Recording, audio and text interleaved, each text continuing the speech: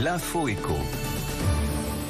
Bonjour Cédric, bonjour à tous. La CNIL inflige une amende record de 60 millions d'euros à Microsoft. La Commission nationale informatique et liberté estime que le géant américain n'a pas permis de refuser simplement les cookies sur son moteur de recherche Bing.com. C'est le montant le plus élevé imposé cette année par la CNIL. Laurent Berger charge la grève à la SNCF. Il n'y a pas de contexte particulier qui justifie de pointer ce week-end de Noël.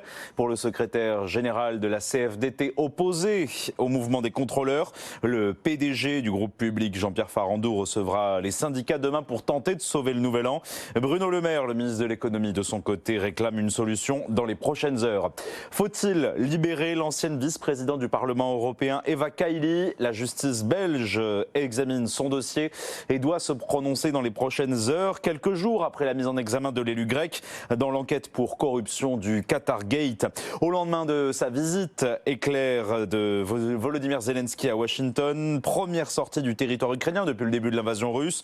Le Kremlin accuse dans un communiqué les États-Unis de mener une guerre indirecte.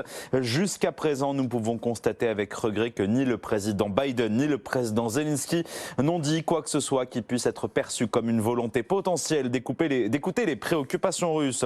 Et puis une addition salée pour les Jeux Olympiques de Tokyo, organisés en 2021 avec un an de retard en raison de la pandémie.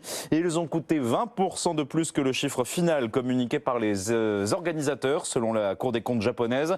Je vous rappelle que les Jeux Olympiques de Paris ont déjà dépassé leur budget pour 2024, 4,4 milliards d'euros. C'est 111 millions d'euros d'argent public supplémentaire. 11h07 sur BFM Business, la suite de BFM Patrimoine avec Cédric Decoeur. Merci beaucoup Thomas. On vous retrouve chaque heure pour suivre l'actualité éco.